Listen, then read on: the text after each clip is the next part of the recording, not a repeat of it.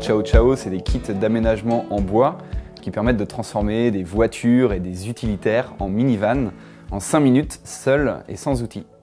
Donc c'est en fait une alternative au camping-car, au fourgon.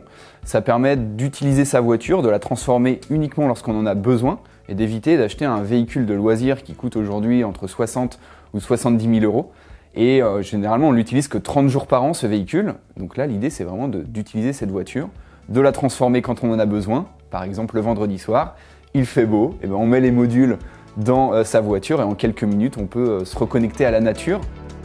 Les kits d'aménagement, ils sont compatibles avec plus de 140 modèles de voitures et d'utilitaires. Donc ça représente 25 millions de voitures qui circulent en France et plus de 200 millions en Europe. Donc c'est un marché qui est potentiellement gigantesque. Ouais, à la base, je suis hydrobiologiste, donc j'ai un profil scientifique. J'ai étudié pendant 15 ans la préservation des poissons et des rivières un peu partout en France. Et donc mon fil conducteur, c'est la connexion entre l'homme et la nature. En 2012, j'ai fait le tour de la Norvège avec ma femme et mon fils. On a aménagé notre voiture, c'était une Logan Break, et on n'avait pas 50 000 euros à mettre dans un van aménagé. Donc j'ai aménagé la voiture très simplement avec 2 planches de bois, une mousse.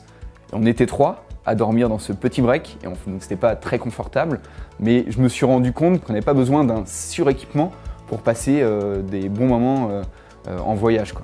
Je suis parti de mon garage en fait, j'ai créé un petit atelier et j'avais 15 mètres carrés, j'ai commencé comme ça, j'ai vendu mes premiers kits et puis il y a eu un coup médiatique avec le passage dans l'émission Qui veut être mon associé en janvier 2023. En 2023 on s'est structuré, on a vendu 350 kits la première année. Et là, on a emménagé dans un nouveau bâtiment, plus grand, on a internalisé toute la partie production, donc on maîtrise la production du début jusqu'à la fin. Et aujourd'hui, on envisage de vendre cette année plus de 500 kits, l'année prochaine 900 kits et l'année suivante 1500 kits.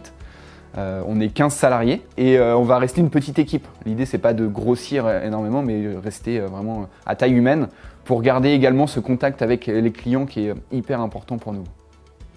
Alors on a réussi à faire un produit made in Angers, made in Anjou. Tout le bois qu'on utilise, c'est du peuplier qui est cultivé dans les Pays de la Loire, qui est transformé en panneaux de contreplaqué au nord du Mans. Et ensuite les panneaux sont vernis à côté de Nantes, on reçoit les panneaux et on fait tout à l'atelier. On usine les panneaux, on assemble les modules, on les conditionne et puis ensuite soit on les expédie dans toute la France et même en Europe, soit les clients viennent à l'atelier pour récupérer le kit.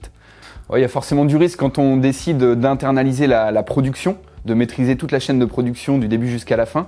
Il y a un risque parce qu'il faut investir à un moment donné, il faut acheter une fraiseuse à commande numérique, il faut avoir un bâtiment, il faut également avoir des salariés, donc on a des charges qui sont assez importantes, donc ça nécessite forcément de vendre des kits. Donc il y a un risque, mais le risque il est maîtrisé. On a validé pas mal de choses ces dernières semaines, on sait vendre, on sait comment vendre plus. Après il faut trouver le bon équilibre entre la vente et la production, et c'est là où c'est toujours un peu délicat. Surtout qu'on a une vraie saisonnalité dans notre activité. Donc il y a des questions de logistique, de stock, de délai de livraison qui se posent.